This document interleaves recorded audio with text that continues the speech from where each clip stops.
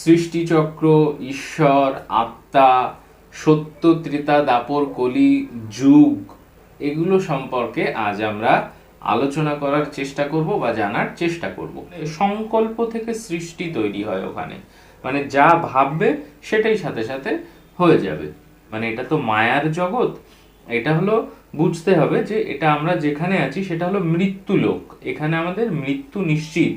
ঈশ্বর এই সমস্ত রূপে আমার সাথে লীলা করছেন। কেউ ঈশ্বরের চরণে মন রেখে সম্পূর্ণ ঈশ্বর যেভাবে বলেছেন গীতা ভাগবতের মাধ্যমে সাত্ত্বিক পথ অবলম্বন করে চলতে হবে, ভাগবতিক জ্ঞান নিয়ে চলতে হবে। মানে আত্মার যে গুণ, সেই গুণ ভুলে শরীরের যে গুণ, কাম, ক্রোধ, লোভ, মোহ, এই সমস্ত যে খারাপ গুণ যেগুলো আমাদেরকে ঈশ্বরের থেকে দূরে করে দেয়, সেই সমস্ত গুণে আমরা হারিয়ে গিয়ে ঈশ্বরকে ভুলে যাই এবং নরকে গিয়ে শেষ পর্যন্ত ঠাঁই হয়। তাই যাতে আমাদেরকে নরকে না যেতে হয়, নরক যন্ত্রণা ভোগ করতে না হয়, তার জন্যই কিন্তু সৃষ্টিচক্র কি জিনিস। সৃষ্টিচক্র, ঈশ্বর, আত্মা, সত্য, ত্রেতা, দাপর, কলি, যুগ, এগুলো সম্পর্কে আজ আমরা আলোচনা করার চেষ্টা করব বা জানার চেষ্টা করব। তবে তার আগে বলে রাখি, যে সকল ঈশ্বরপ্রেমী মানুষেরা, ঈশ্বর ভক্ত মানুষেরা দীর্ঘদিন ধরে আপনাদের প্রিয় এই চ্যানেলটির সাথে জুড়ে আছেন, চ্যানেলটি সাবস্ক্রাইব করে, তাদেরকে অনেক ধন্যবাদ।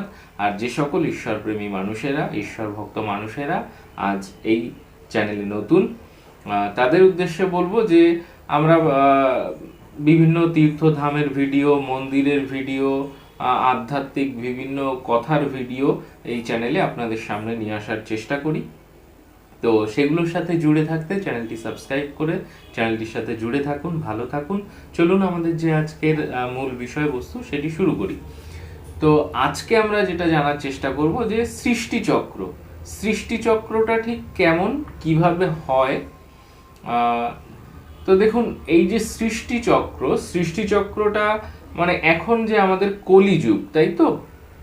তো কলিযুগে আমরা এখন আছি।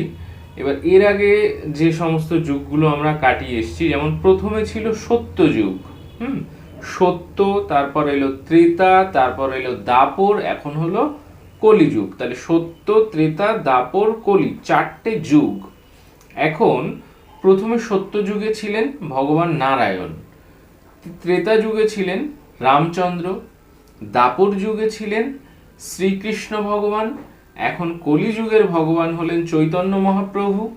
ঈশ্বর এই চারটে যুগ এমনভাবে সৃষ্টি করেছেন, মনে করুন যে আমরা যেমন সিনেমার হলে সিনেমা দেখি বা বাড়িতে সিনেমা দেখি, 3 ঘন্টার একটা সম্পূর্ণ সিনেমা, এবার সেটা শুরু করলেন, ঠিক 3 ঘন্টা বাদে গিয়ে সেটা শেষ হচ্ছে। ঠিক ঈশ্বর এমনভাবে এই সৃষ্টিচক্রটা তৈরি করেছেন যে মনে করুন সত্য যুগে কিছু পুণ্য আত্মা, যাদেরকে বলা হয় সাধু সন্ত, যে সমস্ত বড় বড় মহাত্মা, তারা কিন্তু সত্য যুগে জন্মগ্রহণ করেন। মানে যারা খুব ভালো কর্মের দ্বারা ঈশ্বরের ধামে পৌঁছে গেছেন, সেই সমস্ত মানুষরা কিন্তু ওই সত্য যুগে জন্মগ্রহণ করেন। এবং সত্য যুগে জন্মগ্রহণ করা মানুষেরা এতটাই শক্তিশালী যে তারা ভগবানের মতনই শক্তিশালী, মানে বলতে পারেন, মানে সমস্ত রকমের তাদের ক্ষমতা থাকে।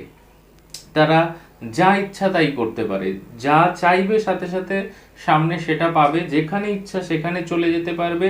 আর শুধু মানে সংকল্প থেকে সৃষ্টি তৈরি হয় ওখানে, মানে যা ভাববে সেটাই সাথে সাথে হয়ে যাবে। তো এই হলো সত্য যুগ। এবার মনে করুন ত্রেতা যুগ। ত্রেতা যুগেও মানে বেশিরভাগটা আপনি বলতে পারেন সবই ভালো, সমস্ত পুণ্য আত্মা, পুজো, মানে পাঠ, হোম, যজ্ঞ, তপস্যা, মানে বলতে পারেন তপস্যা যেগুলো ত্রেতা যুগে, তো তাদেরও প্রচুর ক্ষমতা, তাদেরও সমস্ত কিছু। সেখানে ঈশ্বর রামচন্দ্র রূপে জন্মগ্রহণ করলেন, মানুষকে কত রকম শিক্ষা দিলেন, কত রকম জ্ঞান দান করলেন। তারপর মনে করুন দাপর যুগ এলো। দাপর যুগেও কিন্তু ভগবান, মানে এখানে কিন্তু বুঝতে হবে যে ভগবান প্রত্যেক যুগে যুগে মনুষ্য রূপে মনুষ্য অবতার রূপে জন্মগ্রহণ করছেন জীবকুল, সৃষ্টিকুল, মনুষ্যকুলকে শিক্ষা দেওয়ার জন্য, যাতে তারা যে আমাদের বিভিন্ন যে পাপ কর্মের সাথে, মানে এটা তো মায়ার জগৎ, এটা হলো বুঝতে হবে যে এটা আমরা যেখানে আছি সেটা হলো মৃত্যু লোক, এখানে আমাদের মৃত্যু নিশ্চিত, এবং এটা মায়ার জগৎ, যে আমরা এখানে সংসারে জন্মগ্রহণ করে আমরা এই মায়ার জগতে জড়িয়ে পড়েছি এবং ঈশ্বরকে ভুলে গেছি। তো আমাদের কাজ হলো এই মায়ার জগৎ থেকে আমাদেরকে বেরিয়ে ঈশ্বরকে আমাদের স্মরণ করতে হবে বা ঈশ্বরের শরণাপন্ন হতে হবে। সেটা এমন নয় যে সংসার ছেড়ে গিয়ে ঈশ্বরের চরণে যেতে হবে, সংসারে থেকে, মানে সংসারটাই একটা মন্দির মনে করে যে ঈশ্বর আমাকে এই সংসারে পাঠিয়েছেন, আমাকে দায়িত্ব দিয়েছেন যে তিনি আমার সাথে লীলা করছেন। ইনি আমার মা, ইনি আমার বাবা, ভাই, বোন, স্বামী, স্ত্রী, যারা যারা আমার পরিবারে আছে, ঈশ্বর এই সমস্ত রূপে আমার সাথে লীলা করছেন, কেউ মা রূপে, কোথাও মানে বাবা রূপে, কোথাও ভাই বোন রূপে। তো এই জিনিসটা খুব ভালো করে বুঝতে হবে, এবং আমার কর্ম কি, আমি যদি বাড়ির একজন সন্তান হয়ে থাকি তাহলে আমার দায়িত্ব কি, আমার কর্তব্য কি, এগুলো কিন্তু আমাকে বুঝতে হবে, এবং বুঝে ঈশ্বরের চরণে মন রেখে সম্পূর্ণ ঈশ্বর যেভাবে বলেছেন গীতা ভাগবতের মাধ্যমে সাত্ত্বিক পথ অবলম্বন করে চলতে হবে, ভাগবতিক জ্ঞান নিয়ে চলতে হবে। তো এই সমস্ত জ্ঞান নিয়ে সংসারের থেকেও যিনি সঠিক পথে থেকে মহাত্মা হয়ে যেতে পারেন, তিনিই কিন্তু ঈশ্বরের ধামে যেতে পারেন। তো এইভাবে আমরা ঈশ্বর প্রাপ্তি করতে পারি। আরো নানান রকমের দিক আছে ঈশ্বর প্রাপ্তি করার। তো তারপরে দাপর যুগে কৃষ্ণ ভগবান এলেন, কলিযুগ, এটা কলিযুগে চৈতন্য মহাপ্রভু এলেন। চৈতন্য মহাপ্রভু এসে আমাদেরকে নাম শেখালেন, হরে কৃষ্ণ মহামন্ত্র আমাদেরকে শেখালেন, যে কৃষ্ণ নাম করার, রাধা নাম করার, কৃষ্ণ নাম করে মানুষের, মানে কলিযুগে এমন একটা সময় মানুষ বুদ্ধিভ্রষ্ট হয়ে গেছে। আসলে যে আমাদেরকে কি, যেমন সত্যযুগ, ত্রেতা যুগ বা দাপর যুগ থেকেও অনেকটা বুদ্ধিভ্রষ্ট হয়ে গেছে মানুষ, তারপরেও কৃষ্ণ ভগবান সেই সময় অবতার রূপে জন্মগ্রহণ করেছেন, জন্মগ্রহণ করে মানুষকে শিক্ষা দিয়েছেন। কলিযুগের শুরুতেও তাই চৈতন্য মহাপ্রভু মানুষকে শিক্ষা দেওয়ার জন্য স্বয়ং ভগবান মনুষ্য রূপে জন্মগ্রহণ করেছেন। তো প্রতিটা যুগে যুগে, মানে ভগবান এই পুরো যে বললাম 3 ঘন্টার সিনেমা, এটা মনে করুন এই 4টে যুগে ভাগ করে দিয়েছে, সত্য, ত্রেতা, দাপর, কলি। এবং এই 4টে যুগে, প্রত্যেকটা যুগে ভগবান কিন্তু নানান রকম অবতার রূপে জন্মগ্রহণ করে আমাদেরকে শিক্ষা দিচ্ছে, যাতে আমরা এই যে মোহমায়ার জগতে এসে, মানে আত্মার যে গুণ, সেই গুণ ভুলে শরীরের যে গুণ, কাম, ক্রোধ, লোভ, মোহ, এই সমস্ত যে খারাপ গুণ, যেগুলো আমাদেরকে ঈশ্বরের থেকে দূরে করে দেয়, সেই সমস্ত গুণে আমরা হারিয়ে গিয়ে ঈশ্বরকে ভুলে যাই এবং নরকে গিয়ে শেষ পর্যন্ত ঠাঁই হয়।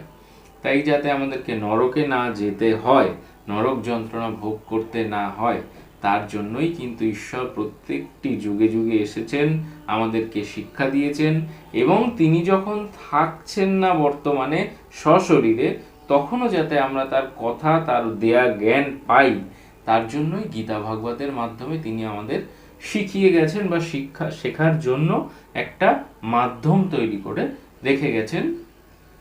তো এগুলো বুঝতে হবে। তো এবার ব্যাপারটা হলো, এই যে সৃষ্টি চক্র কিভাবে পরিবর্তন হয়। প্রথমে মনে করুন সত্যযুগ, ত্রেতা যুগ, দাপর যুগ, কলিযুগ এখন চলছে। এই কলিযুগ শেষ হবে, শেষে গিয়ে যে কল্কি অবতার যিনি আসবেন একদম কলিকালের শেষে এসে, সেই কলিযুগ যখন শেষ হচ্ছে, সেই কলিযুগ শেষ হওয়ার পর আবার কিন্তু নতুন করে একই রকমভাবে সত্যযুগ মানে সৃষ্টি হবে।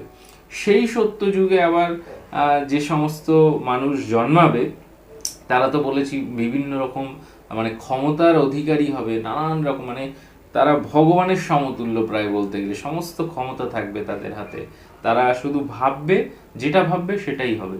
তো সেখানে কারা জন্মগ্রহণ করছে? এই যে সৃষ্টি চক্রের সত্য, ত্রেতা, দাপর, কলি, 4টে যুগের মধ্যে থেকে যারা মানে সবকিছু নিয়ম নিষ্ঠা পালন করে ভগবানের নির্দেশ অনুযায়ী চলে, গীতা ভাগবত অনুযায়ী চলে, ভগবত প্রাপ্তি করে নেয়, ঈশ্বর প্রাপ্তি করে নেয়, ঈশ্বরের ধামে চলে যায়, তারা কিন্তু এই পরে আবার যখন নতুন করে সত্যযুগ সৃষ্টি হচ্ছে তখন সেখানে সত্যযুগে জন্মগ্রহণ করছে।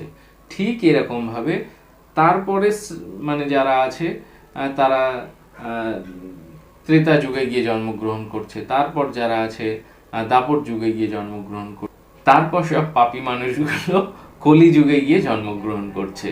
তাহলে আশা করি আমরা কিছুটা ধারণা পেলাম যে সৃষ্টি চক্রটা ঠিক কিভাবে, বা কিভাবে আমরা একের পর এক প্রত্যেকটা যুগে যুগে যাই। হ্যাঁ, তো মানে আত্মা সম্পর্কে, সৃষ্টিচক্র সম্পর্কে, ঈশ্বর সম্পর্কে, ঈশ্বর সাধনা সম্পর্কে আমাদের কিন্তু আরো নানান রকম ভিডিও আপনাদের প্রিয় এই চ্যানেলটির মধ্যে আছে। সেগুলো দেখতে চ্যানেলে প্রবেশ করুন, আরো অনেক ভিডিও দেখুন, তা থেকে আরো অনেক প্রশ্ন সমাধান হবে। এবং আরো যদি কোনো প্রশ্ন থেকে থাকে কমেন্টের মাধ্যমে জানাতে ভুলবেন না। আর পরবর্তী ভিডিওতে আর কেমন ভিডিও দেখতে চান সে বিষয়েও কমেন্ট করে জানাবেন। সকলে ভালো থাকুন, সুস্থ থাকুন, দেখা হচ্ছে পরবর্তী ভিডিওতে। আজ এখানেই শেষ করছি। শম্ভু হর হর মহাদেব।